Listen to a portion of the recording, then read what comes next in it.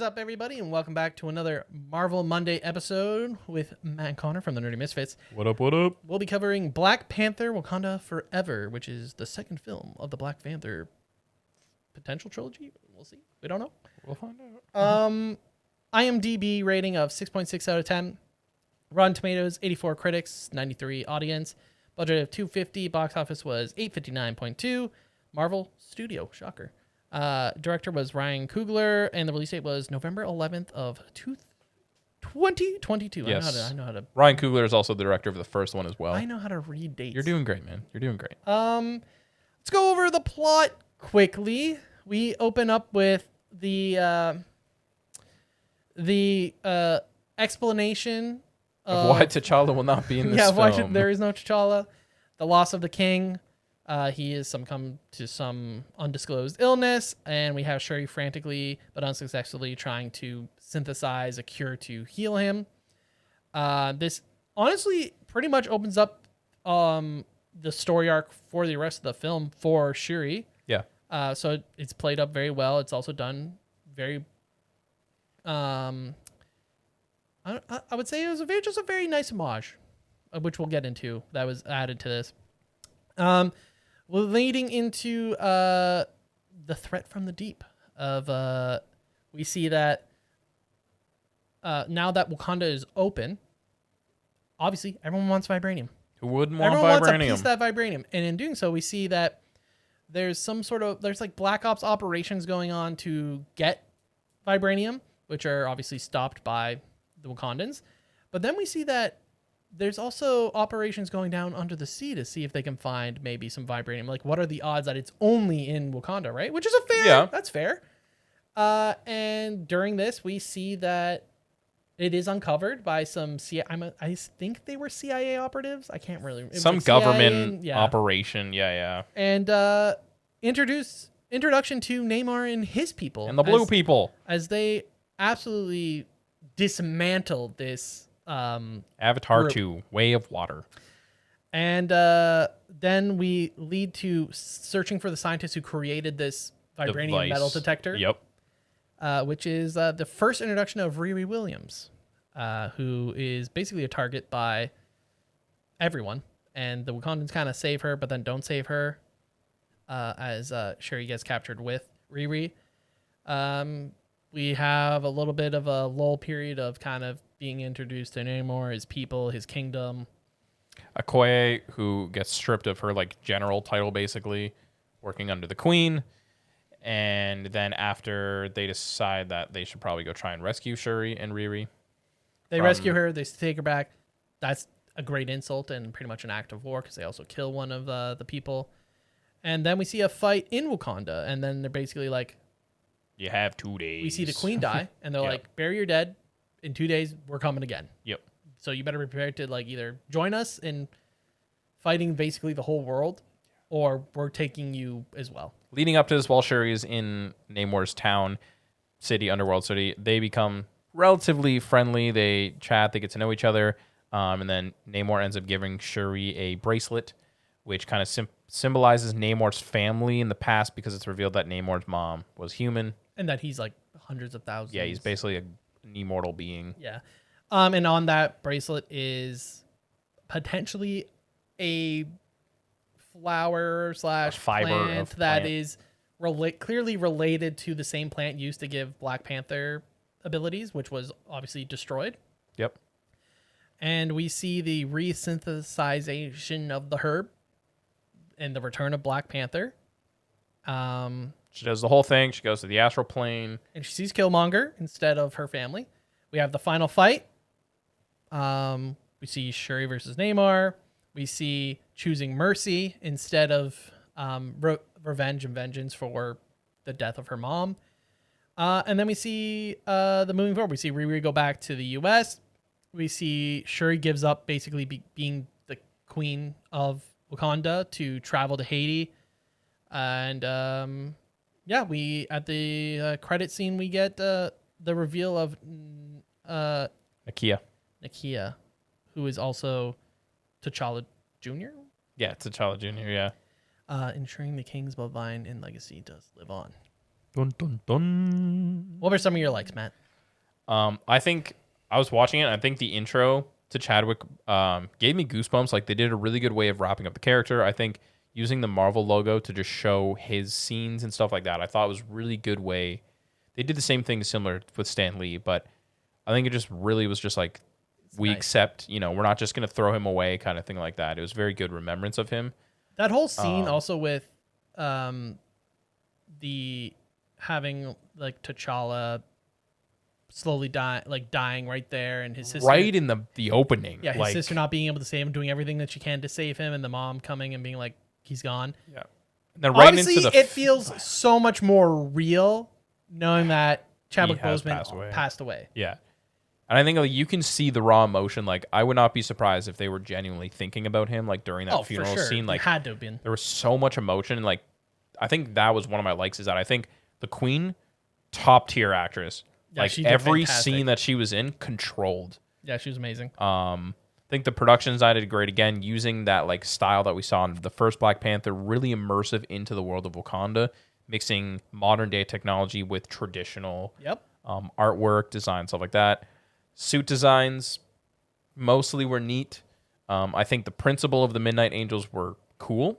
The principal design. I thought they were so ugly. But I was so in agreement with I can't remember her name, the warrior. Okoye. Yeah, where she's like hating on it, and I'm like, I'm with you, girl.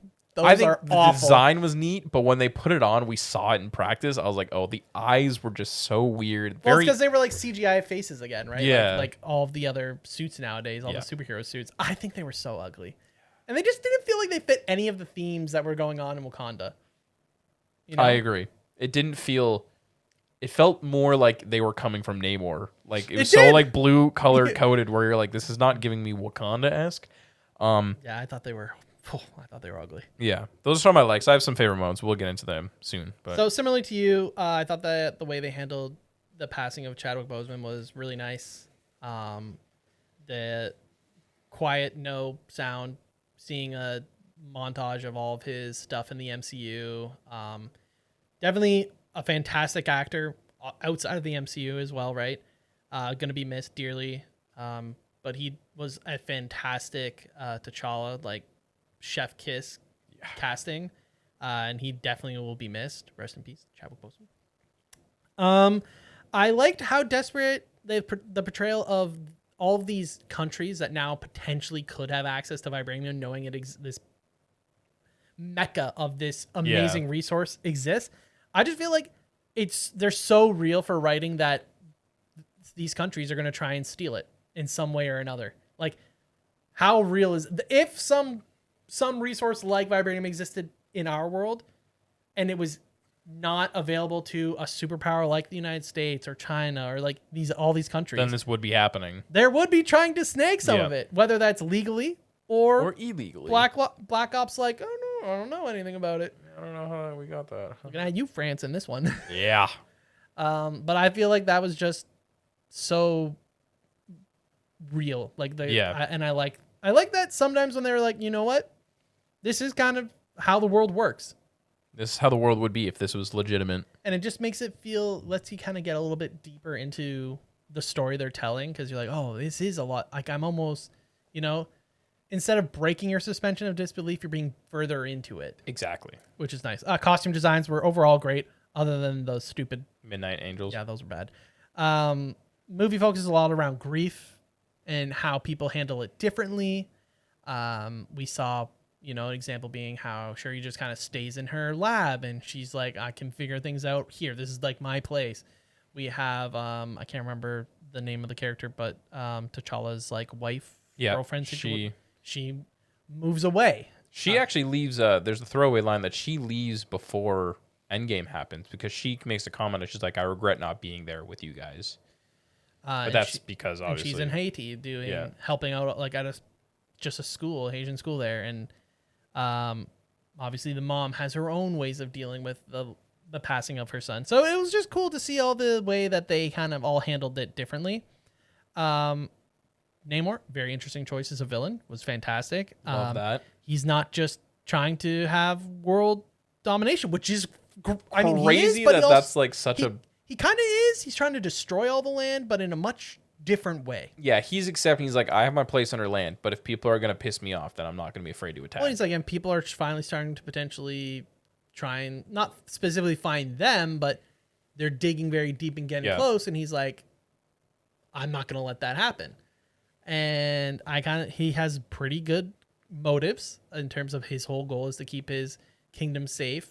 And he's already seen what happens on the surface, right? He's seen what happened to his mother's people, etc. His design was really well done too, straight out of the comics. Mostly. He looked great. He was a complex character, and definitely a very cool choice of villain. Yeah. On to the dislikes.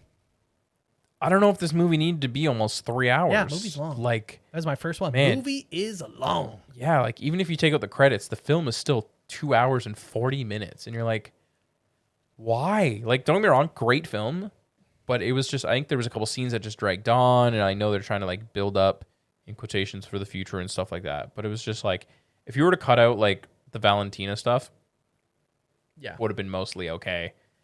Like that whole thing, because the Bilbo Baggins, can't remember the actor's name, whatever.